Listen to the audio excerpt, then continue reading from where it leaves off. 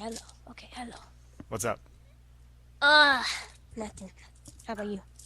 Um, Trying to consider whether or not I should tell you about this thing What thing? because it's an offer I got, but like I don't know for sure if I'm gonna be able to do it. So if I say it and it doesn't actually happen, then I'm gonna look like a schmuck, and I'm gonna But make the is people it who really offered it. cool?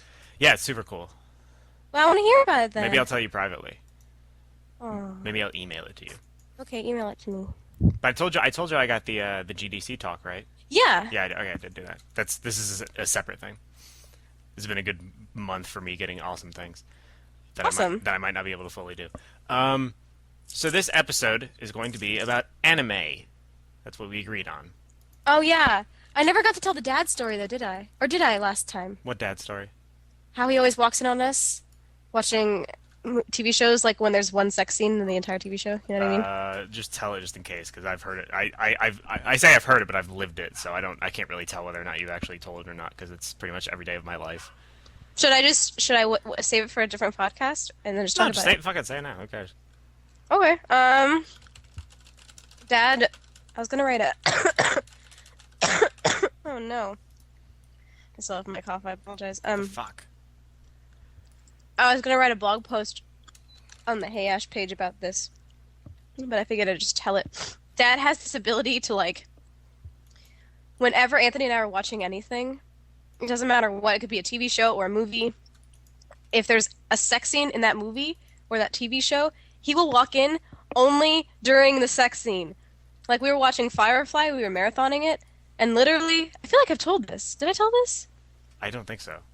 Okay, well we were marathoning Firefly, and literally, there's like what, like three sex scenes in that show, Like maybe? in 15 hours of television, there is like three. I don't even remember the third. I remember the There's first companion sex scene. I remember the stuff at the brothel, and that's it. and then the well, when she has sex with the woman, the ambassador or whatever.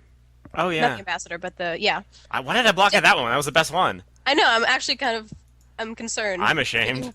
Yeah, seriously. Your straightness is in question constantly, Anthony. Yeah, like it hasn't been before. Yeah. This is a purely new revelation. Pardon me. And Dad walked in, and every single time there was a sex scene. Only when there was a sex scene. Every single time.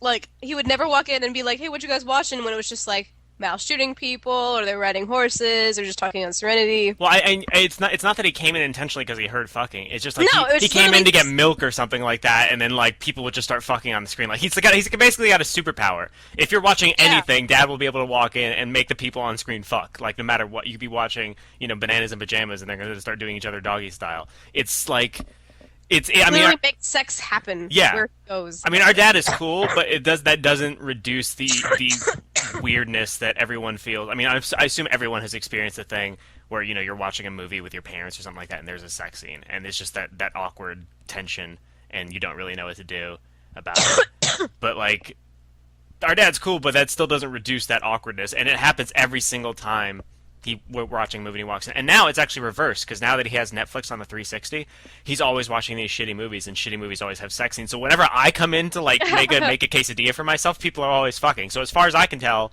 like it's a You inherited the reciprocative. power. Yeah. It's a power that just goes through the generations because it's. Now I know how More he than that, felt. I just have like the most awkward like experiences also even beyond him just like walking in. I remember when we watched Mariachi the first time. That sex scene in that movie is fucking turbo graphic. And it was Watch. just Wait, like what? a mariachi? I don't remember a sex scene in that. It's like Salma Hayek and Antonio Banderas. That's doing- Desperado, stupid. My bad, Desperado. El They're doing- Mariachi is the low budget shitty one. Sorry. Desperado. They're just Yeah, doing... that one's graphic as fuck. Yeah, and I watched that with That Dad. one I remember. It was just me sitting on the couch, like, and Dad is just sitting in his chair, and just fucking, and I was young too. I was in elementary school, probably. I was probably in middle school, and I was just like sitting there, and I was just like horrified. Like I didn't want to get up because I don't want to draw attention to the fact. I just had, I don't know. That But was a and then graphic ass sex. Now I'm thinking about it, and I'm remembering how goddamn graphic that was. That was like practically porn. yeah, it was super awkward. And then there was this other time. I think we were watching 21 Grams, and Dad asked me for a hug or something, and I was like, yeah, okay, I'll give Dad a Oh hug. no. and then right as I was giving him a hug, I like look at the TV and it's fucking Sean Penn sucking on Naomi Watts' nipple, and I was like, ah, why? I was freaking out. Oh my God, it's terrible. Um, uh, Anime. Let's talk about anime. let's talk about anime. I'm sorry. All right. Okay. So favorite animes. Um, Do you watch a well, lot of anime traditionally? I used to. Not so much anymore. When I was a kid, Are you eating? yeah. It's a, Continue. it's a strawberry pop tart. You're a fucking cunt. Continue. I haven't had breakfast. I'm sorry. Um. Okay. When I was younger, well, we watched Pokemon way back in the day, and then one day, one magical day when my life changed forever, I came home after school, and I put on Cartoon Network, and Sailor Moon had started playing. Like they started putting Sailor Moon on Toonami, and I was just like, "What is this magical land where there's supergirl power, and everyone has superpowers and crazy outfits and stuff." I just really love Sailor Moon. I really don't know why, but I loved it for such a long time, and I still like actually kind of still love it deep down in my heart for like nostalgia purposes.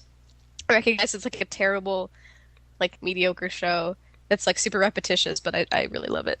Every And time I would come in, like in the same way that every time Dad walked in, there was sex happening. Every single time I came in, like Tuxedo Mask was solving their problems for them. Like they're about to get no, completely fucked over in the tuxedo. They're like, "Oh my God, oh Tuxedo wait, Mask!" And he throws a rose, and it's like, "No big deal, kids." The and then men, he says like a weird poem thing. yeah, the men came in to save you. No big deal. Oh, sad. No. Well, I mean, it's girl power E. He does that occasionally, but mostly it's just Sailor Moon. I mean, it's not progressive in any way. It's not, it's not good. I admit it's not good. There's I nothing just, good about it. I just happen to enjoy it I with just, every I just fiber of love my it. being. I love it so much. Like that was the first fan fiction I ever wrote was about Sailor Moon. Um, I would There's no drag excuse for that mom. at I all. remember I would drag mom to like comic book stores and shit, and because I would look for anything related to Sailor Moon. So I'd buy like all of like the Japanese manga and be really like confused why they had different names. Um, and they had like all these little Sailor Moon keychains about all of them. They had like a kind of like a D&D for Sailor Moon. I never actually played it, but I just read through like the guidebook because they had like stuff about the characters um and I think I would draw Sailor Moon characters when I was at school, at elementary school. Yeah, I wonder why that was. Like, I mean, now that you're older and more rational, I guess, like and more analytical, Same can thing you with Final like? Fantasy, actually. I realized that I was just like the game master of like our playground fun times. I would like bring the Final Fantasy manual, and I'd be like, "All right, I'm Eris, you're Tifa, Lisa. You look kind of like a dude, so you get to be Cloud." Uh, Lisa did look like a dude. Lisa did look like a dude. So that's what we would do. And then from Sailor Moon, it went to Tenchi Muyo. Well, it was Tenchi Muyo and Sailor Moon, and I think Dragon Ball or Dragon Ball Z all at the same time on Toonami. That was like my optimal Toonami viewing pleasure because I like Tenchi Muyo as well. I don't really know why. It's kind of weird, and like there was incestuous stuff going on because like what's her face with the purple hair was like Tenchi Muyo's like cousin in the future or something, but she had the hots for him, and Those then Japanese people love to find like any way they can to make it not quite incest. yeah, they're like almost pseudo incest. Like it's like Like on the they border. want to get the thrill of incest fetishism without actually being like full on about it. I remember when Um, I used to read something awful like hentai reviews. That would be like 90% of the game. 90% of those games were like, you have to fuck this chick and she's kind of your sister, but not. It's okay. Don't tell nobody. It's fine. But she's kind of your don't sister. tell Like nobody. that's pretty much what the games were. Like the sleaziest shit ever. Don't tell nobody. Um, so that's what Tenchi Muyo was. It was just a bunch, and I never understood why either. I was like, why does everyone like this guy? He's actually pretty whiny. Like, I think it's just fantasy for the guys. Like that. Like, hey, if you're yes. whiny enough, women will dig you. I It's just like okay. Ryoko because she's like a bounty hunter or something. I don't know. She was nuts. And I also like a monster. I don't remember. My only exposure to anime was that shit you watched, and I hated all of it, and I still do. And so for a Told long you. time, I was just completely anti-anime. I Except for mean, a lot of my anime isn't good, and I will admit the shit that I watched back in the day was not good. I just like it. yeah, I mean, I the only anime I liked when I was younger was the original Dragon Ball because that is just a fucking awesome like quest That show. show was awesome. Yeah. Yeah, because it was like it had an endpoint, and I'd never seen that. I mean, because American TV shows don't do that. Thundercats, will get to find what's Mumra. They'll get to the point where they can kill Yeah. Mumra, and they just don't, just because Just like because that would fuck be it. wrong. Yeah. Yeah, and then would end the show. But Yeah. like Dragon Ball had an ending, and like the whole show builds up to that. What are they gonna wish for when they finally get all the Dragon Balls? And the answer to that is like the coolest fucking thing ever. And all the characters are great, and like I was like, oh my god, all anime is like Dragon Ball. And now that I'm 22, I know that no anime is like Dragon Ball except for DragonAll. So Yeah. I've been consistently disappointed by everything I've ever seen. But No, like, Dragon Ball's fantastic. yeah, but and then I saw Dragon Ball Z and thought it was gonna be, and it just pissed me off. And then Sailor Moon is like an extension of the things I don't like about Dragon Ball, where it's just like this weird, almost like bad video game sort of structure where it's, you know, we have to defeat this big boss by using all of our powers, and maybe it'll kill us, but of course it won't because we're all the main Yeah. characters. And then oh no, there's another boss that's somehow even tougher than that first boss, and maybe now the old boss is gonna, blah, and it just pissed me off. But like in the intervening time, I've started watching animes that I actually like a little bit more of. But I mean, yeah, Sailor Moon was very much that way.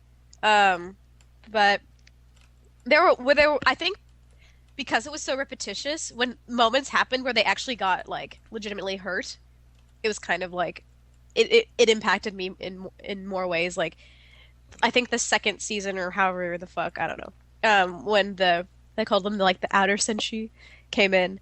I don't know what the fuck you're talking about. It's just like they brought in new sailors, so it was like Neptune and Uranus and Was that one of the ones that was a dude? yeah, like that weird thing. Yeah, in Japan it was like a dude. No, wait, they were lesbians, and so they didn't want to have that exposed to kids in America, so they made them cousins, Neptune and Uranus. And then there were other senshi that were literally dudes usually, and then when they became sailors, they turned into women. I think, yeah. Um, There's just like one thing where they're like there's like heart crystal, some bullshit, I don't know. And there's like specific people within like the Sailor Moon world that have heart crystals, and the bad guy needs them to do something horrible, I don't know. But it turns out that like two of the sailors have the heart crystals, and you don't really expect it, and then like they get them taken out, and I think I actually cried because I was a little bitch when I was a kid. What? But like they're like because they had like this ray sort of thing. Did they that would put take the heart R2 back crystals out. together? They put R2 back together. But like they would have like this ray and they shot it at Neptune and like the heart crystal comes out and they pretty much their eyes go dead and then they fall limp. And I really liked them at the time. So I was just like freaking out. I was like, "Wait, what?" Cuz like no one was around. It was just them and like someone was like on the other side of the like on the other side of the universe and I was just like very very concerned. But I admit that it's terrible. That shit was bad. Since then Sailor Moon, Tenchi Muyo, Dragon Ball. I watched any anime essentially that was on Toonami. Like Ronin Warriors was on there for a while. I watched that. I wasn't super crazy about it, but I watched it. Isn't that actually like? Isn't that just the American name? Like in reality, it's like Gundam something. Is that one of those? Yeah, they had like 1,000 different kinds of Gundams. I watched those, and then I started watching Adult Swim. And fuck Inuyasha. That's all I have to say. That show is a piece of shit. I don't understand why anyone likes it. Inuyasha's terrible. I know what it is. They would play it all the time. It's just bad. I think that's just an extension of the same sort of stuff that we watched as kids. Only now you're not okay with it. Yeah, I like- just have the nostalgia probably. Yeah, I mean, because from what I hear about Inuyasha and Bleach and like Tenchi or not Tenchi, Naruto and stuff like that, it's just basically the same sort of like we got to go on this adventure, guys. Come on, we're gonna do it. We're gonna go really fast and we're gonna win. Like that kind of thing that can no longer tolerate. But like most anime that I watch that is revolving around something other than just people sitting around talking to each other, I kind of tend to hate. Like I don't. I was watching Gotcha Man, which is actually the coolest. Like we Ash Davis and I got this game Tatsunoko versus Capcom, and Tatsunoko is this Japanese anime studio that makes a shitload of anime, and they have all these like wacky characters and stuff like that you can play as. And I wanted to figure out who they were and where they came from, so I watched Yatterman, which was like this really sort of kooky, funny, kind of angled at kids, but like in this weirdly enjoyable way where it doesn't take itself seriously at all, and the villains are like way more interesting than the good guys because they're kind of like they're like Team Rocket, they're like bumbling and stupid and stuff. Yeah. And then I watched Gotcha Man, which is basically just Power Rangers, except everyone's a bird and they call themselves Science Ninjas, which is the coolest thing I've ever heard in my life. But like, something about anime action doesn't actually appeal to me at all. That's why I hate Akira. I don't understand anyone's fascination with Akira, and I really want to, but it just there's this weird sort of thing with like okay, we both watched Millennium Actress by Satoshi Kon, Uh-huh. and we both liked it presumably. Yeah. Yeah. Like I love that, and you know, it was Uh-huh. just this really down to earth story, and it's sort of in the same way that like Chris Ware comics are just the most minimal human emotions and like depictions of human emotions possible, so you can sort of like project your own shit onto them. Like that's the way anime works best for me. Like Grave of the Fireflies made me cry like a little bitch. Millennium Actress I really loved. Yeah. There's some other stuff, and like that really works for me with anime. When it comes to like people just fucking shit up, I for some reason that has no interest in me. Even Samurai Champloo I like, but it's only because of the characters. Yeah. I just that's weird I to me. find that I'm kind of that way about a lot of things, though, to be honest. Like, I'm not that way um, about like action movies. I can get behind any gunfight in an action movie regardless of context, but I but mean, like well, yeah, like gunfights and stuff. But, like, I was thinking about I was talking to Jerry actually about the Dark Knight and like those chase sequences, like going through the tunnels and like when Harvey Dent is in the is in custody or something because he said he was the Batman and then the Joker's chasing him down. That part bores me, actually. well, I think it's also just because Christopher Nolan isn't really good at shooting action. You think so? I mean, like every martial arts fight scene in that movie is like it's really awkward. It's kind of like watching I don't know. It's like watching your dumb stepdaughter try to like spell a big word for you to like show what she learned, and you just have to sort of like she's wonderful otherwise. Like she's really nice and she's got a good heart, but like every time she starts spelling shit, you have to sort of just smile and nod and like clap at the end and pretend like you enjoyed what you saw, but then just forget about it as quick as you can in order to continue liking the child. Because like no, I don't know anybody who actually liked the fight scenes in Dark Knight or any like I mean Really? the action Okay. stuff's okay, but that's not what anybody talks about. They talk about a guy putting a pencil through another guy's fucking eye, that kind of shit. Okay, I don't know if it was just me because those parts bored me. Yeah, no, I mean, and And I it's cared about the character and stuff. yeah, I think it's just that they do Oh, that okay. poorly. I mean, I'm sure you presumably you like the action scenes in Serenity or whatever. Let me think. Come on, River I and the mean, Reavers. oh yeah, of course. Yeah, I I was mean trying to think like Mal versus the operative is fine. that was It's not great. bad. Um, I actually love that fight scene because it's like the one with Inara there, or the one with at the end. The either one of at the them. end is fantastic. Either of them really, because I mean, the thing about Serenity that it really nails is that it's like they're character driven fights in a weird kind of way. There's no sense of like, you know how the guy with the weird voice when he did the Phantom Menace review, he was talking about the fight between Obi-Wan and Darth Maul was Uh-huh. dishonest because it was just about Flash and not about how they were actually feeling. Yeah. Like Mal getting his ass completely kicked by this guy who's basically beating him with one hand. But like every move that Mal does has this sort of arrogance behind it and this sort of begrudging attempt to prove that he's like the big dick in town. And the operative is just really calm about everything, and that kind of gets turned on its head. During the last fight when he like damages his comm and shit like that. Like I really dig those fight scenes just because of how they sort of present the characters and their states Yeah. of mind. But in anime, I was watching Gotcha Man, and I watched some other action anime that I can't think of now. But like Dragon Ball Z fits the bill too. There's this weird sort of focus on the spectacle of it without any reasoning behind it. Like even stuff that's not action based, like Paprika, that other Satoshi Kon movie. Uh-huh. Like I like Paprika, or I like Satoshi Kon. I love Satoshi Kon, in fact. But Yes. there's this Satoshi weird Kon's so good. there's this weird focus on like the images, and the spectacle of it is more important than it making any sort of like logical sense or being necessarily like cohesive in any way. So like guy's a robot now and he's eating things and just deal with that, and it kind of means something about his character, but it's also kind of just because it looks cool and butterflies everywhere and just deal with it. And but I think maybe that's just something with anime that's, not to completely no, I mean because that's kind of generalize an entire race, but like that's what Miyazaki is like. yeah, Spirited Away is very much that. It's very visually engaging. Like all of his movies are.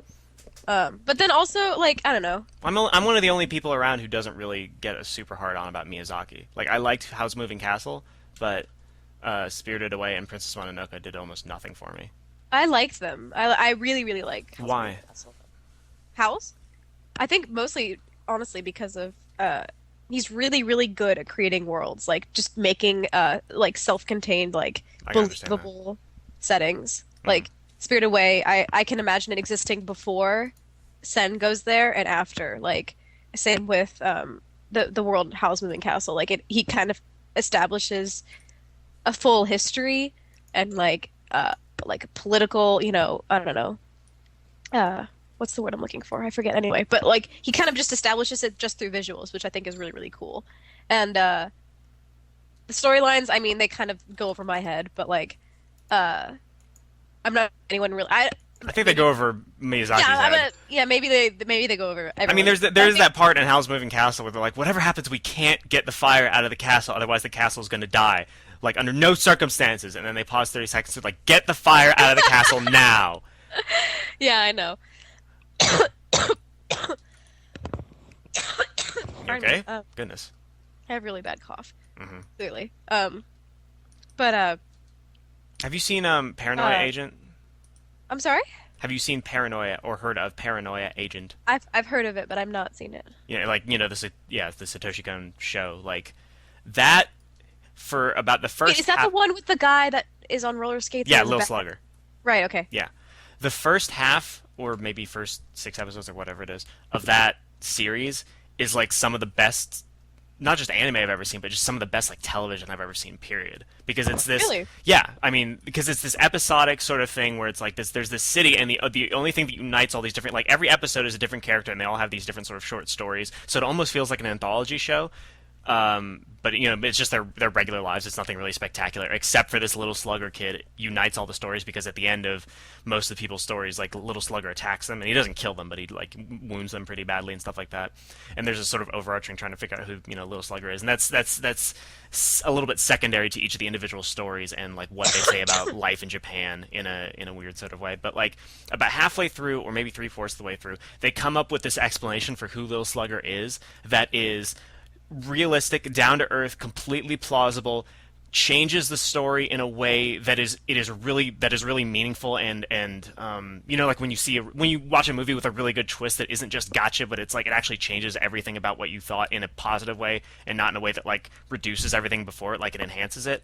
Like it's got that moment, and then because it's Japanese, like they keep going and they're like, no, I'm just kidding, it wasn't actually that thing, we were wrong, it's actually a big black like symbolic cloud of Oh death and no. guilt that like it's literally this big black wave of like black slime that is symbolic of all the impersonal hatred and irrationality and guilt and sadness of like Japanese people that literally like floods the streets and becomes this big anime catastrophe that's visually cool but doesn't fucking mean anything. And it encapsulates everything I love about anime in terms of what it can do with just that sort of simplistic character design where you're reading a lot of stuff into it, and also that horrible Eastern sort of storytelling philosophy where everything has to get really big and the why isn't as important as like what you're seeing. Like I just thinking about it makes me tense because it's such a perfect like twist that is immediately disregarded. That's really sad. Yeah, you should watch it though because it's got one of the most like it's just a really cool structure, and it's got one of the most haunting opening and closing credit sequences I've probably ever seen. Because it's people like Maybe I should. laughing, being super But happy. I don't want to be like super like disappointed like you were Well, you've though. been pre-disappointed, so it's okay. And if you want to, you can, once you get to the twist that doesn't like actually count as a twist, you can just stop watching if you really wanted to. I guess that's true. Um, I'm trying to think of other animes now that I've watched. Did you Oh, watch Fooly Cooly? I watched Big O. That's what I was What thinking is of. Big O? Is that the one with the robot? It's the one with I the like big. that narrows it down. Well done, Yeah. Anthony. Woo, Anthony! Yeah, Anthony. Yay! Some animes Yay! have robots. It's the one. It's like if Bruce Wayne had a huge robot, essentially. I mean, that's the kind of tone of it. I forget what the city is called, but it's like everyone forgets things, I guess. Everyone like doesn't know their past or something weird like that. And there's this guy that like solves mysteries. It's This not is really what we're gonna do. We're gonna cross Dock City with Bruce Wayne with Iron Man Why is it like a New Jersey guy? because it's like it just sounds. I don't know. It sounds right. Some guy from New Jersey comes to Japan and pitches all of their shit. Uh, but it was actually kind of cool just because I like Batman. Hmm. And that's kind of what it felt like to me is like if Batman had a big robot rather than just like hanging out in a suit. Skills. Yeah, then skills, yeah. Uh, I didn't watch Fully Cooley though. I've seen like um I think I've seen like maybe one or two episodes. All I've no, I was just like sitting in bed one night watching Adult Swim and it was on. And I didn't know what the fuck was going on because it was like this guy, this little boy had like shit coming out of his head, and Yeah, he's got a then big there was weenus this coming crazy out of his girl head. with like I don't even know. Yeah, but I know Christina loves that show. It's pretty much the. I mean, I kind of like it, but at the same because it's this sort of heavy. Unlike Paranoia Agent, it sort of puts its like crazy ass symbolism like right at the forefront because like literally, a big dick comes out of the guy's head. Like Yeah. that's the beginning of the show. It's like, oh, maybe this is about puberty and adolescence. Maybe I don't know. Maybe. And so I don't know, maybe. you sort of go with it, and it's just got this sort of like weird punk, J-pop rock sensibility to it. But some people like it really affected them in some way, and I just sort of liked it. Maybe it's worth watching again. But Yeah, potentially. yeah. What about You should. Cowboy Bebop and Samurai Champloo? I love Samurai Champloo, and Cowboy Bebop is a waste of time, as far as I'm concerned, except for Ed. Yeah. Ed is fantastic. I think the I entire feel show a should be little about Ed. weird saying that aloud though, because like everyone loves Cowboy Bebop except for like you and me. I don't understand why, because maybe it's just that like anime in general, and it's just like, what's his name? Spike Spiegel. Spike is just like one of those annoying, like, casual badass in quotation marks that they just piss me off, and like, Yeah, I despise I that don't, that I whole. don't sympathize with him at all. I don't buy it. Like the nobody's that cool and not just trying to be that cool. That's why I really appreciate Samurai Champloo because like Mugen is sort of like Spike Spiegel except like the way a Spike Spiegel actually would be because he's like trying to be super cool but he's also fucking retarded and like gets the guys into a lot of trouble because he's trying to be so cool and Yeah, such a badass about stuff and say and Jin is like the quiet badass but he also is actually kind of bookish and lonely and not that like yeah. I don't think Jin's ever trying to be badass. He just kind of like he's really good at us. He's a really good swordsman, but like, yeah, he kind of has like the whole like lonely. He's not super happy about his life kind of thing about him. Mhm. Um, and is it Mugen? Yeah. And Mugen's just dumb. Yeah. But like he's like weirdly likable in that way because the show like is upfront about like this guy's kind of dumb. Like he'll do really badass things, but he'll also do really stupid things, and you get to decide whether the badass stuff weighs out the stupid stuff. And in the end, I really ended up liking him when he took that fucking claw to the hand. I went ay at the end of the show. Hey, Ay. but Samurai Champloo is great, and I really like Fu, which She's a great not only she's a great foil for them, but like she's like a legitimately cool character in her own right. yeah, like I just assumed because like they're well not goofy, but like they have such kind of strong characteristics themselves that I just assumed that Fu would be like They're caricatures. yeah, and I kind of assumed that Fu would be like neutral or almost like the straight man in a way, but she also has her own character too, which is cool. But yeah, Um, like I think the clever thing about Fu is that she is sort of even tempered enough that she does kind of give you that straight man aspect, but not at the expense of like being interesting. Because she's still got her like weird perks about like she's a champion eater and she loves food and stuff like that. Like that's her yeah. weakness and Oh my God, I have a memory when I used to eat meat back in the day. back in the Uh, day. Back in the DZ. When we watched Samurai Champloo, we had those rice bowls with steak, and we Yeah. watched that episode, and we ate it like they did. Well, because there's no way to watch that episode where they do the eating contest and not after like 30 seconds not want to eat a bowl of rice with some sort of dead animal in Yeah, it. Like immediately get out the chopsticks, get some fucking fish sauce, and then just eat along with them and feel like a small child watching Saturday morning cartoons, except with more rice. And I really appreciated that. I know it was great. I still don't. I don't. I wonder if I watch Samurai Champloo again, if the ending would be less irritating to me though. Because I don't know. I'm the only That person who actually irritated gets a me little bit too. bothered. Oh, really? Okay, good. Yeah, no, it did. Not that they, I mean, just the fact that it's like that the whole moral of the story is, isn't it great that we all found friends? And then the last line of the show is like, bye, Okay, bye. Yeah, bye, see you in like 8 years, friends that I no longer have any connection to, even though I do. I know it was a super bummer. Like, why didn't they just hang out more? They obviously liked each other by the end. Yeah, I don't know if that's me being sentimental and simplistic, or if it's the show sort of prioritizing images over character logic. Because it's a cool thing to watch a bunch of people walking into the sunset in different directions, but like it doesn't actually, to me, match up with what they were saying. Yeah.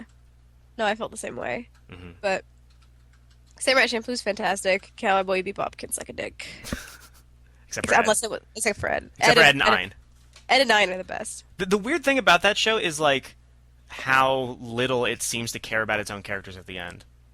Or no, that's not true. That's not true. but it's like that sort of whole sensibility of cool and not taking anything super seriously or being dramatic about it, like extends to the end of the show when I was actually not feeling that. Like as little as I like certain aspects of the show, like I really liked Ed and Ein, and I worried about Faye Valentine, what was going to happen to her. But the show's like whatever, it's no big deal. They just leave. Yeah. Life goes on, bitch. Like it was almost like it's almost kind of cool in its own weird way to have the show be that dispassionate about the exact same thing happening at the Samurai Champloo at the end of Samurai Champloo is kind of a big deal. But like for the show to be so dispassionate about all these characters leaving each other and they've spent 12 episodes or 24 episodes, whatever it is, together, just going their separate ways. That's kind of surprising to me. And maybe it's cool, maybe it's not. I don't know. I don't know. Maybe I feel like I'd have to rewatch it. Maybe. Yeah. Either And way, though, I'm just sure I don't like the thing with Spike's ex-girlfriend. Like, I'm positive there's no situation in no, which it's that would so make dumb. sense. It's so dumb. It's like pointless. I Where don't is she? care at all. Where is she, Ashley? Ashley, where is she? Where is she? Oh, there Oh, she she's is. right there. Oh, Oh, okay. bye. Bye. Oh. All right, bye. Like, that's the show. Congratulations. You don't have to watch Cowboy Bebop again because we just summarized all of it. Like Spiegel, I don't understand. Yeah. But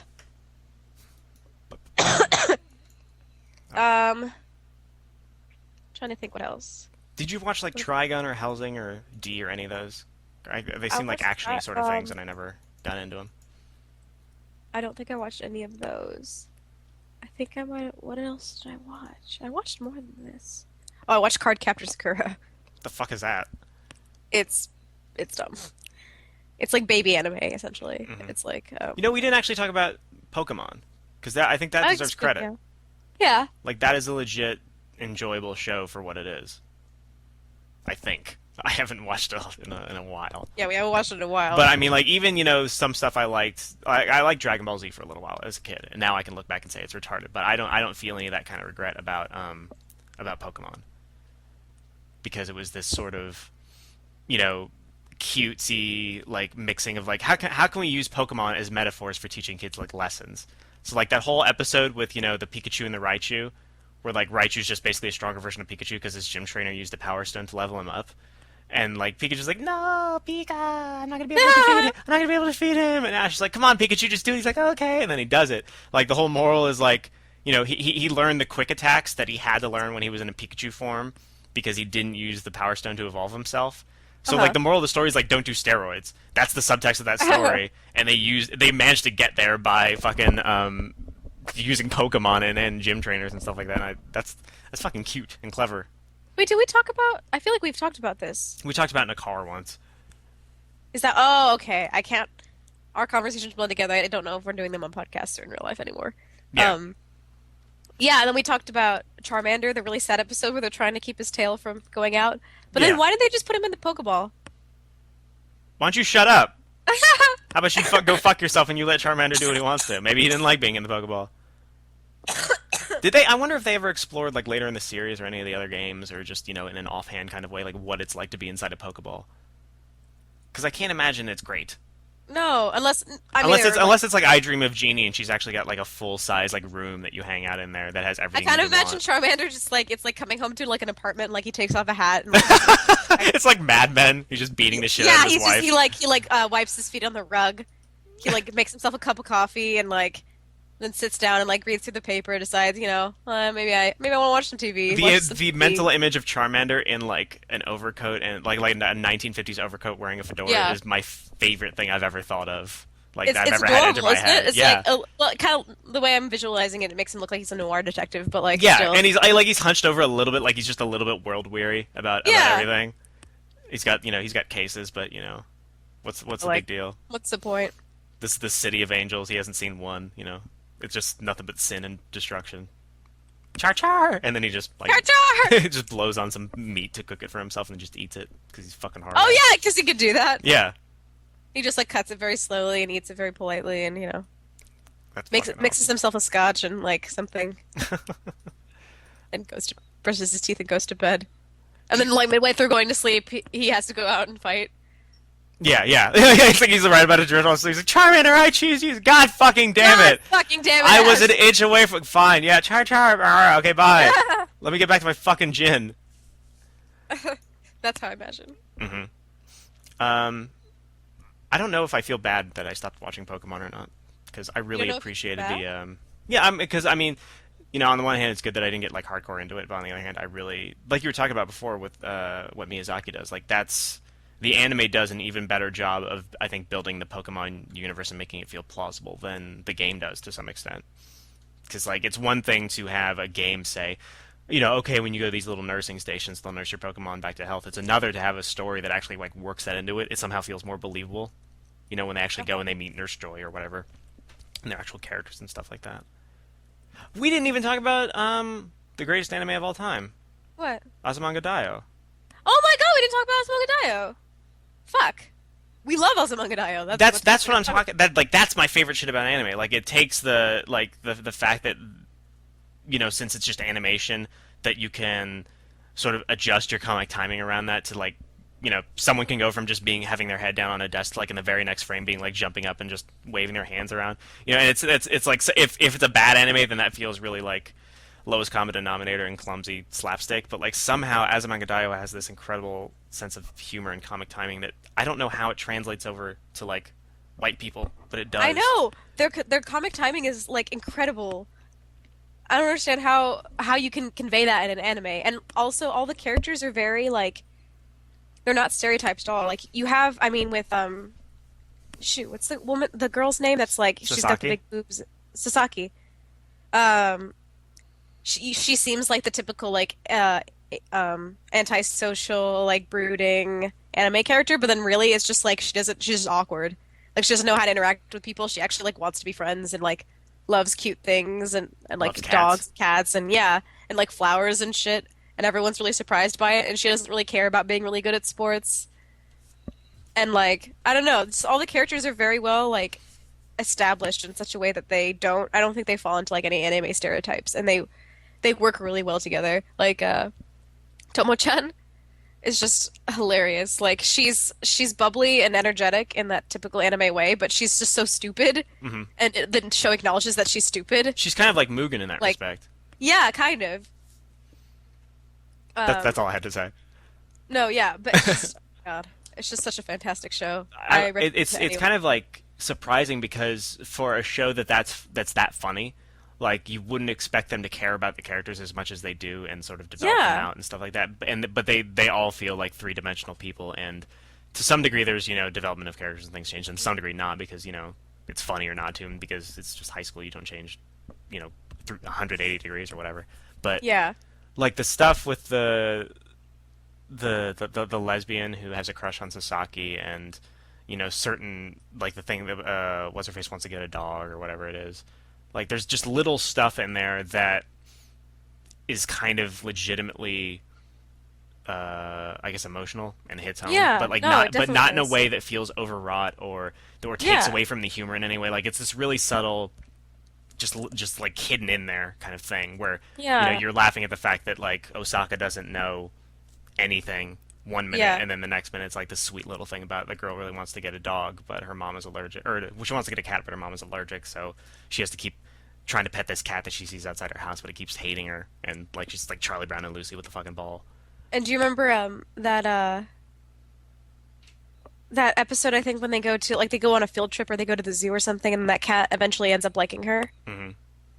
I actually felt pretty sad when she had to leave the cat. Yeah, So I was like, no, finally she has a cat that likes her, and she was so happy. And then like whenever she goes to Chio-chan's house and she's just sitting with her dog, and she just like the enormous adorable the dog. enormous like adorable dog, and she has this like happy little smile on her face. Hmm. They managed to construct that.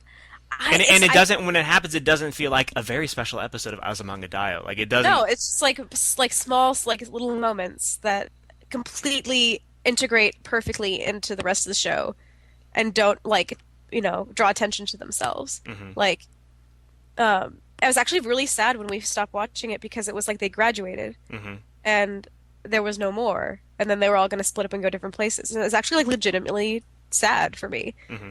Like I think they had like the last episode or something, they all um Chio-chan makes them like these luck charms or something, so that they do well in their finals or their whatever tests that they have.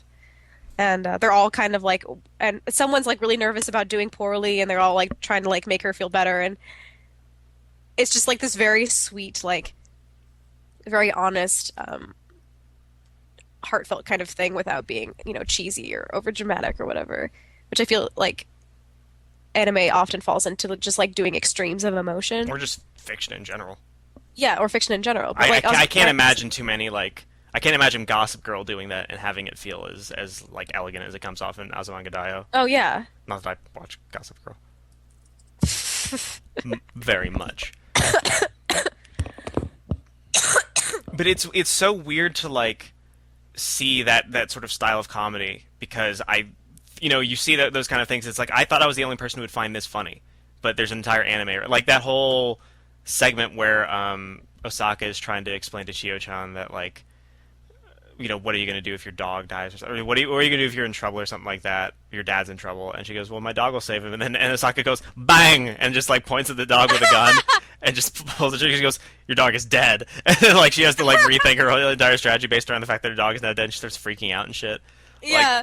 Like, I don't know why it's funny. I don't know why it exists, but I'm happy that it does. I think the thing about Azumanga Daioh is they take anime conventions and then they make them silly. You know what I mean? Like, because when she goes, Uh-oh. Shit. You would cut out right now. that kind of thing, where it's like Repeat everything you just said something because you cut actually out for a like, while.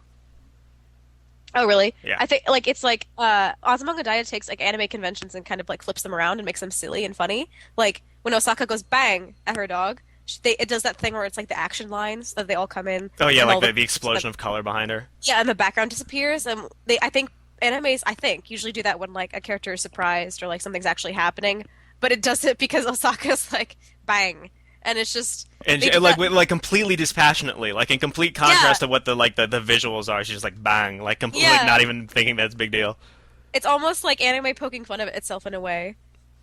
But I don't know enough about anime to know that for sure. But it's like from our admittedly sort Yeah, of ignorant from position. my experience with anime. Yeah. Yeah. Yeah. That and the pedophile teacher is one of my favorite characters in fiction. Oh my God, that's right. What's his name? I Fuck. can't remember. He's actually like a really nice guy. Mimura Sensei? Kimura Sensei. That's Kimura also- Sensei, yeah. Kimura Sensei, yeah. And he's actually like a really nice guy. He like gives to charity. But And he also might be a pedophile. and then he like meets his wife, and his wife's like beautiful and like super sweet, and like brings him lunch and like loves him unconditionally. they sort of get like the like Tobias in Arrested Development. Like he's funny because he may be gay, and a lot of people like how Yeah. look at him as a character and they go, but is he gay or is he not? It's like no, that's not the point. The point is that if you don't know for sure whether or not he's gay, everything he says that sounds kind of gay is made 100 times more hilarious than if you knew one way or the other. Like Yeah. that's why he has to exist in that. And that like in the same way that Kimura character, like if you don't actually know if he's like a pedophile or not, like everything he says is fucking hilarious because it's either the sleaziest shit ever that is somehow tempered by him being an otherwise decent person, Yeah. or it's like just an accident and he doesn't mean to be like Super, yeah. but he doesn't mean to be completely angry and bummed out that they're not doing like shirts versus skins volleyball when he teaches PE or whatever. Yeah. Oh my God. Totally forgot about him. And then there's that one time he's like looking at the teacher and he starts talking about like a clock, or like he starts making a clock noise and he has like a weird hat on his head. Do you remember that? Yeah, he goes bang bong, Like, bang bong, bang bong. bang! And then he like, I don't know. It's just such a surreal, like hilarious Do you remember show. when he sings Happy Birthday and then ends it with to himself? Yeah. It's Happy Boss Day, and like everyone is just very, very confused, and he puts the hat on himself. Yeah. And then I remember we were watching the one show or the one episode where Chio-chan is in the penguin outfit, I think it is. Oh my God! That episode's amazing 'cause no. she is like fucking adorable and everyone's freaking and yeah, out. And everyone acknowledges how adorable she is, like just like, like "Oh, actually like, experiencing paralyzed." physical Yeah. pain. Yeah. They're just like they don't know what to do. They're just like it's too cute. Like they look like horrified almost by it. Yeah, like they saw she became the infinite, and they were just scared to be in her presence. Yeah. I really appreciate that. That the show like knows. Understands, yeah. It understands itself. Like Yeah, the it does, very yeah. first episode, like one of the very first things you see is that yellow cat that like exists in Osaka's mind, just like floating across the screen, making this Yeah. like wah, wah, wah noise with no explanation. It's like, okay, this is the kind of show that's gonna be. Fucking deal with it. Get used to the kind of shit that's gonna happen because that's your intro. Get out now if you don't find that funny or confusing in an interesting way or whatever. Yeah. That's fucking awesome. Shit, I asked for questions on Twitter, but like they're questions asked by people who actually know something about anime, Oh no. and so it's like, what do you think of Evangelion? It's like I don't know. I don't. I never watched Evangelion. Someone's just told me the entire ending, and I thought, oh, that's not worth watching because it sounds sad. I, don't- I Oh, that's actually kind of an interesting question. what? Um, what would the plot of a hypothetical? The Ryan Berg asked, what would the plot of a hypothetical Hop episode be if done in anime styles? Now that makes me kind of want to do one, like an all anime Yeah, I episode. kind of feel like we would probably do the Clark's route and be like, "Big American Party." Big American Party. Everybody just go dancing. I'm having very I'm good having a very time. good time. Like, Judge really. Foley, Axel Reinhold. No, Axel Foley, Judge Reinhold. Shit, I fucked that Who up. is driving? Oh my God, Bear is driving. How can that be? Yeah, the only good part of that entire series Oh, was man, that it's so good. 45 seconds of fake anime. Um, I'm just gonna go through these, I guess. Oh, do you remember? Oh, I can't remember what it's actually called, but it was that anime that had the theme song. It was like "Searching for New World," like that really annoying one. Yeah, What was that one? I think it was called Spiral or something. It You was were like, watching it, right? yeah. I wasn't watching that one. Well, no, you watched a little bit of it with me, didn't you? All I remember is coming in when I hearing that intro, and then you just searched it, or you not searching, you were singing it. And you would say searching for new worlds, and then after you go ba bo ba ba because it was going to Japanese. That was actually a pretty cool show. It was like Professor Layton before Professor Layton, because like every show was just like, oh my god, something happened that can be completely explained through logic. Like, Yeah. and it was just all this guy trying to figure out logic puzzles, and that just gets me off. So I really enjoyed that. Oh god, these people know way more about anime than we do. Which anime should be localized over to the States? I don't know. I legitimately do not know. What'd you think about Ponyo? I still haven't seen it. It's adorable. I think, did I talk to you about it at all? Whatever. Okay. You haven't talked to the listeners about it, both of them. Both of them want to know. Oh, hi. Hi, Mom. Hi, Mom. Hi, Dad. Um, it's pretty much like The Little Mermaid if Little Mermaid didn't have any conflict and was 10 times more adorable. It's like Ponyo is this little fish, and then she becomes a human because she really likes this little boy that she meets as a fish, and then they just like hang out for like half the movie. And the character that Liam Neeson voices keeps like referencing like foreboding, oh no, horrible things are going to happen, sort of things. And then like literally there was like 30 minutes left in the movie, and it almost felt like, well, fuck, we didn't actually address the conflict, so maybe we should do something about that. And so it's like literally like the conflict is addressed in like literally like I think a span of a minute, and then everyone's happy again. And then it goes on for a little bit more, and then the movie ends, which is, I mean, it's fine. It's like uh, Miyazaki. Twilight did that too, though. Yeah, essentially. But Ponyo is adorable and good, and Twilight is not. It's Ponyo is pretty much just I'm almost okay with it not having a conflict actually, because I hate it in movies when people feel like when I really like spending time with the characters and then they have to like stop doing that because oh shit, we have to like follow the plot and like have conflict. Hmm. You know what I mean? Like in Doctor Who, kind of, where it's like I just want to hang out with the Doctor and Rose, but they have to go fight aliens because that's what Doctor Who is. Or Zombieland, where it's like the Yeah, I want to just hear the best plot scene in the about movie is a Santa. montage of conversation instead of just the conversation. Yeah, exactly. So Ponyo is pretty much, and like the Ponyo is adorable. Like, I think it's actually Miley Cyrus's little sister, but That's unfortunate.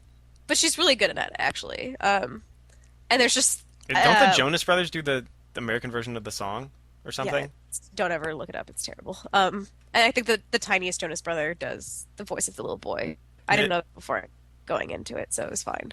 Um, Oh my god, I just remembered the little kid from Howl's Moving Castle.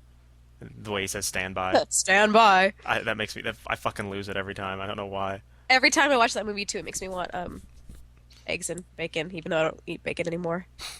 It's when they make the breakfast at the beginning. Oh, it looks so good. Anyway, There's something about animated food, because we've talked about yeah, the All Dogs yeah. Go to Heaven, the pizza in All Dogs Go to Heaven before, haven't we? I don't think so. If you just watch All Dogs Go to Heaven, there's that scene where he brings out pizza for the dogs, and it is the greatest pizza I've ever seen in my life. And I want pizza, and I want that pizza, like immediately.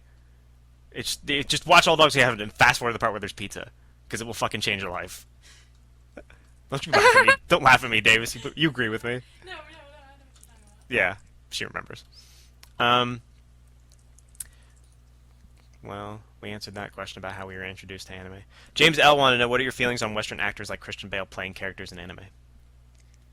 I'm fine with it, I think. Um, Generally, like, I don't like to watch dubbed anime because the dubbing is terrible. But for like Miyazaki films, the dubbing is always good because they get good actors to do it. So I'm fine with it. And I think everyone in Howl's Moving Castle does a good job. Um, and everyone in Ponyo does a good job. Like, for example, in Ponyo, let's see, Ponyo as a fish sort of person, the little boy feeds her ham at one point, and then when she becomes a full-fledged like little girl, she keeps shouting ham, and it's adorable because she just really wants ham because that's the first thing that she ate, like that he gave her.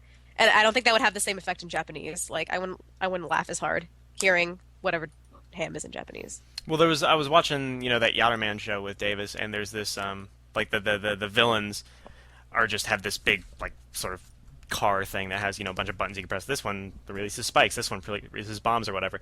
And one of her henchmen has this little catchphrase that where he's like right when he pushes them, and it's just this funny little Japanese noise that I can't replicate. But it's like yo.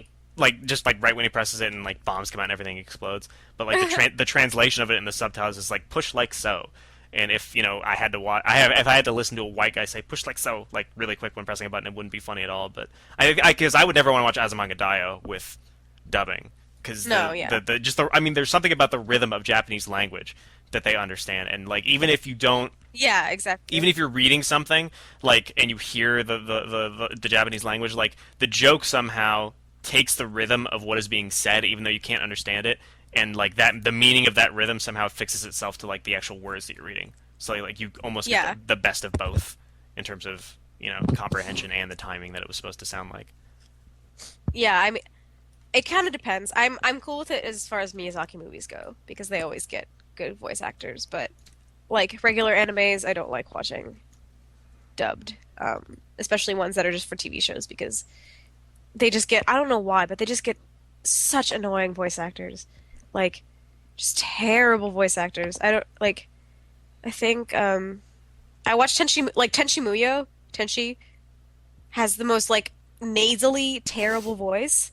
And then I think in the Japanese version he sounds fine. But like in the American version he's just like Nyeh! Like it's just like up in his upper register it's just terrible. And I'm like, why would they do that? But yeah.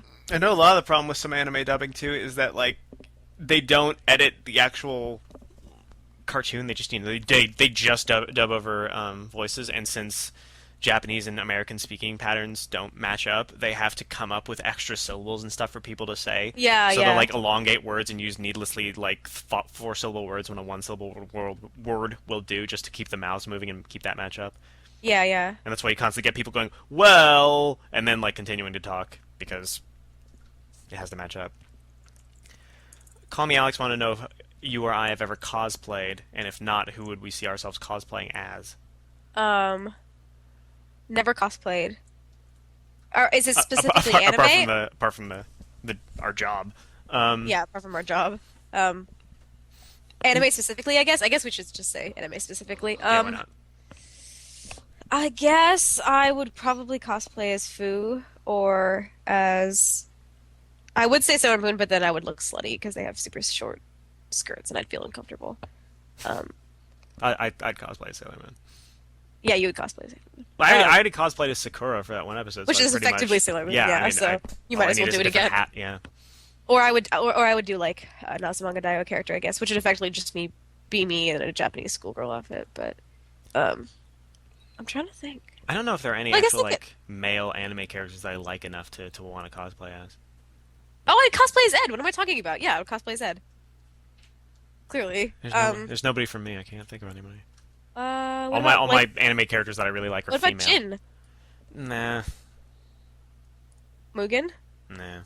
Because they're like I like them as characters, but there's something when you dress up as Jin or Mugen, you were making an intentional decree that you were trying to be badass or trying to look badass, and I cannot pull that off under any circumstances. I guess that's true. You could be Kimura Sensei. I could do that, but the fact that we know Jeff and Jeff basically looks and 90% of the time acts exactly like him makes me think that I would be committing a crime to be dressing as him when we know someone who's like 100% better matched than that. Mm-hmm. Jeff was in the Final Fight episode, if anybody saw that. He Yeah. was the guy with the glasses.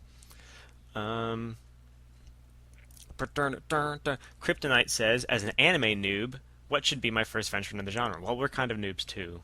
Yeah, we don't really have any. I mean, yeah. As But far as good anime that we think is good, just pretty much, if you're looking for TV shows, Azumanga Daioh, Samurai Champloo. Samurai Champloo Uh, is good because it's got sort of a it's a little bit it's a little bit westernized. So if yeah. it's going to take you a little while to get used to sort of the rhythms of anime, then Azumanga Daioh or not Azumanga Samurai Champloo is a pretty good entry. Yeah, and then as far as like anime directors for like films go, Satoshi Kon is fantastic, and so is Miyazaki. And who did Grave of the Fireflies? I forget now. I don't actually know, but I think that's the only one of his I've ever seen. So, Tokyo Godfathers is Satoshi Kon, right? I think Tokyo Godfathers is good too. Um, Grave of is the... little is do you okay? This is gonna sound weird if you don't know what I'm talking about, but do you know Little Nemo's Adventures in Slumberland? Yeah, I've heard of that. Is that an anime technically? I think so. Okay, then I love Little Nemo's Adventures in Slumberland. Oh my God, Porco Rosso. Oh, I've never seen that one. Ah, you're a noob then, because that is fucking incredible. Is it good? I remember you telling me it was hilarious. Yeah, no, it is because it's got like Is it Michael Keaton? yeah, yeah. Uh, I mean, he does a good enough job, but like it's really cool because it's got the sort of atmosphere of like a sky captain kind of thing a little bit. I mean, not that Oh, sense of like, oh my God, go get those Jerry's, but like of the it's dudes hanging out in biplanes shooting at each other with no real consequence because nobody really dies and it's not like a super important like life or death kind of thing. Like it's just more about how fun that atmosphere is. uh-huh. And being in World War I planes. I mean, like they never explain why the main character is a fucking pig, like ever. Like They don't. he was a World War I pilot, and now he's a pig. And it's like hinted at that maybe like the evils of the war turned him into a pig, but like it's never fucking explained. So it's just this weird sort of freewheeling, just hang out, watch cool shit kind of anime that. The character stuff makes enough sense and the humor is there. That's actually it might be my favorite Miyazaki movie. Really? Yeah, really. Oh, you still need to see Totoro, don't Yeah, I you? still haven't seen My Neighbor Totoro though. Totoro's really great. I think you'll love the Totoro just because his face is hilarious. Just like Space. he's just oh my God, you'll really like it. Actually, they always get annoying child actors to be the English versions. Like I think Dakota Fanning's sister and Dakota Fanning are in Totoro, but um in the English dubbing. But yeah, you should definitely see that because that one's really good actually. Hmm. Um, yeah, I need to see Pocoroso. And If you're into the sort of too cool, if you want to test yourself to see if you're into the too cool for school, like action based, I'm so awesome anime, then you might want to watch Golgo 13, the movie that they did, because that's that. I didn't really do much for me. yeah, You know what did though? Was what Castle of Cagliostro. is that? The David Hayter? Yes, with fucking David Hayter playing Lupin Did you the get all the way Third. through it? Yes, Was it really good?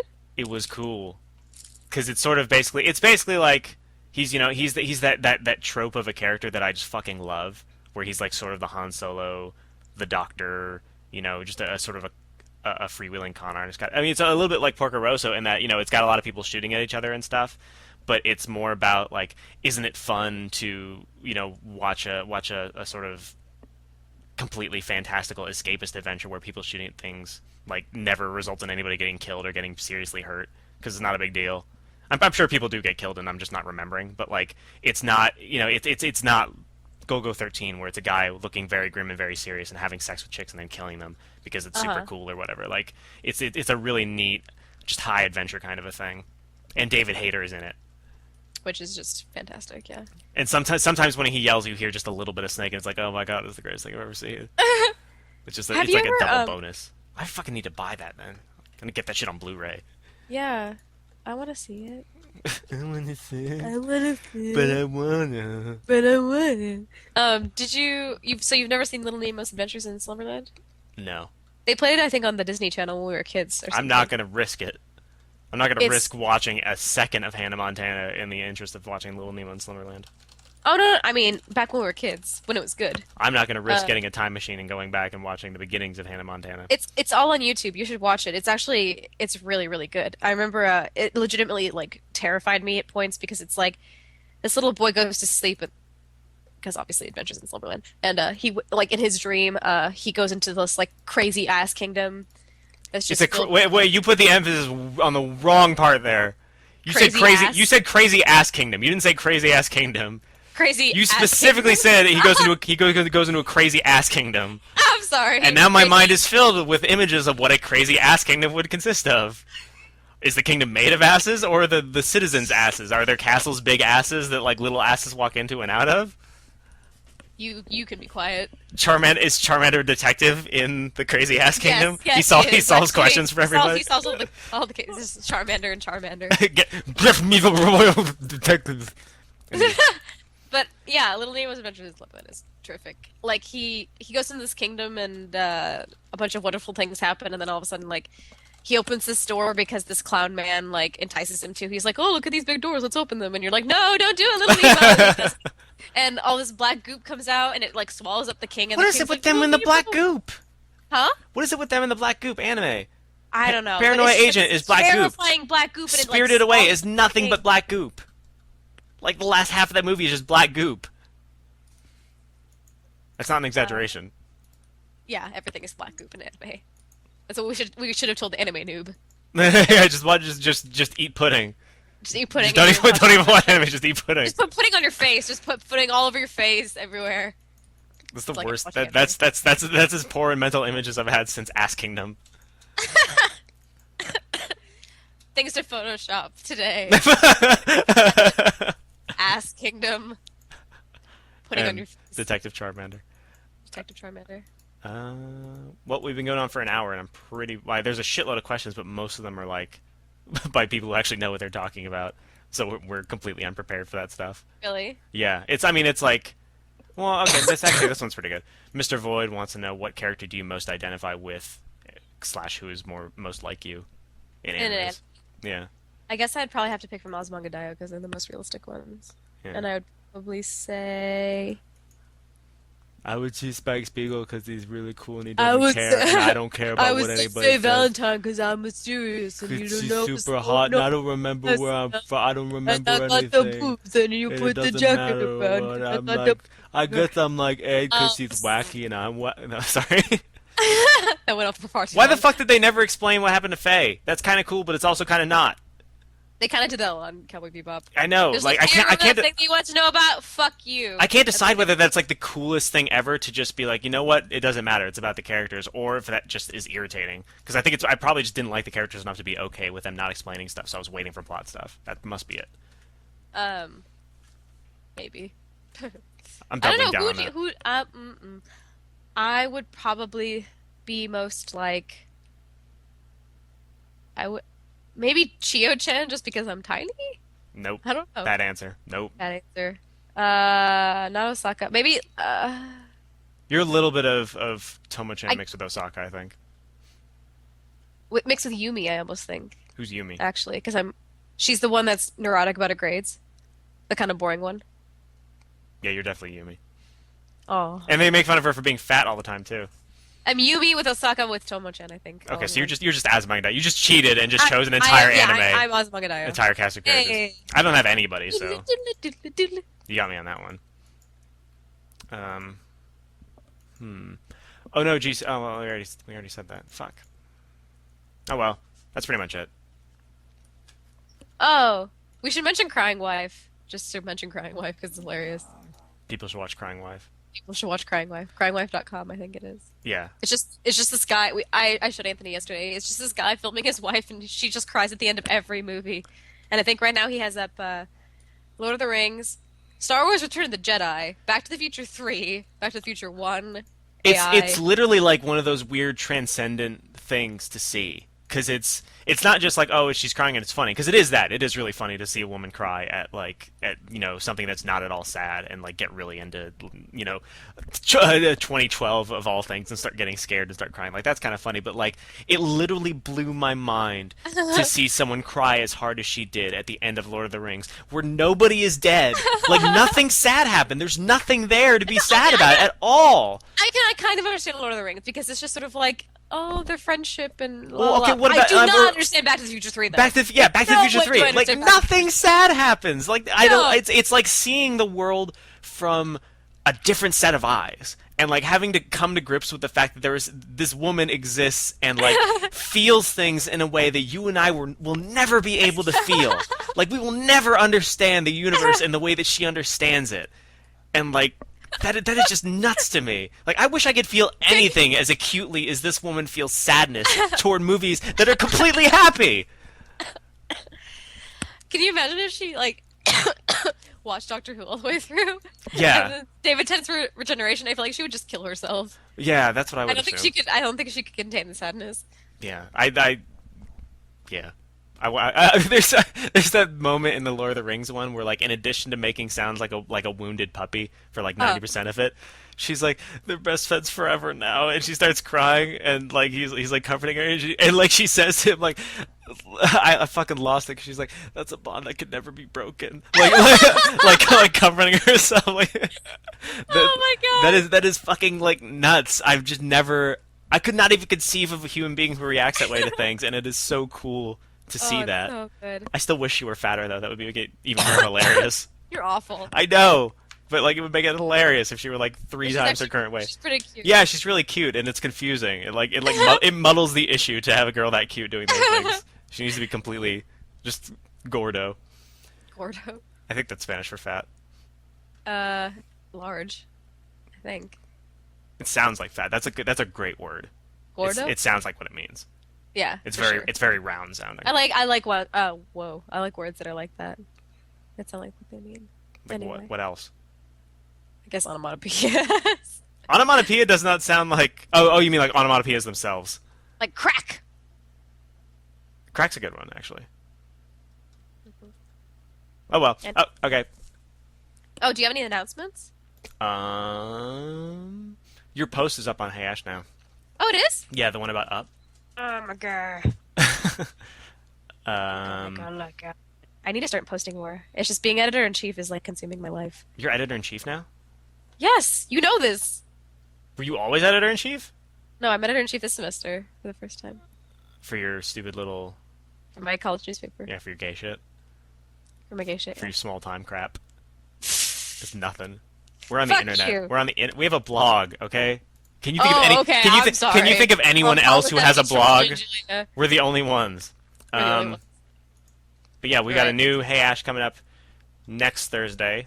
I think it's going to be Rock Band. I think. Oh, cool. And yeah, and there's already if you haven't seen the latest Once Upon a Pixel, the Worlds of Power Metal Gear, then please watch that and don't comment by saying that the Angry Video Game Nerd did it better because he just sat down and read an entire novel.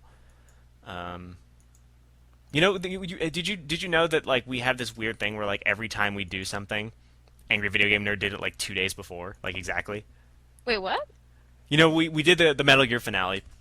I'm obviously not saying that we copied him or he copied us. It's just this crazy ass coincidence. But like when we did the Metal Gear finale, where it was like this big fight scene thing, and we were really Yeah, proud of yeah. it. And they're like, "There's no fight scenes like this that are around." Ah, that's so cool. Like 2 days before, or maybe the day before, Angry Video Game Nerd had done this thing with Bugs Bunny's Bad Cast or something like that. And he does that thing where the characters from the games come in and hassle him and stuff. But like for the Right. first time ever, presumably, from what I can remember, like he has this big elongated fight scene with Bugs Bunny. Like Oh, like a no. day before we have our big elongated fight scene between all of our characters. And then Davis did her most recent Once Upon a Pixel on the Worlds of Power book for Metal Gear, which is those novels that they released that were just Yeah, poorly yeah. written. Yeah.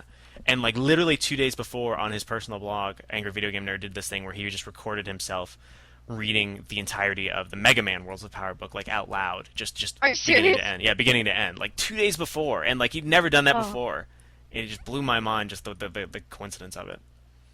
That sucks. Yeah, it's no big deal. Like thank God it was different enough that like Yeah, at least it wasn't the Metal Gear Solid one. yeah, I mean when people say like, oh, Angry Video Game Nerd did better, I'm like, okay, so you're just being stupid. Like you're saying stupid things because they're not even remotely similar, and one obviously took a little bit more effort than I mean, not to diminish what the guy did, because it's, I mean there's something sort of subtly and just very focused about the funniness of just reading those bad novels. But I mean, it's obviously Yeah. it's different. So when somebody says, "Oh, Angry Video Game Nerd," I can be okay. So you're just stupid. I can just So you're completely, not I can bad. completely dismiss what you're saying without harm or regret, and that's cool. Like I don't have to actually worry and think about what you said, which is what I would do, with the Bugs Bunny thing. You still need to send me Xbox games, mister. You don't even have time to play them if you're being editor in chief all the time. No, I have time to play them the latter half of the week. Because Okay. I'm only taking 3 classes this semester because I didn't want to die from stress.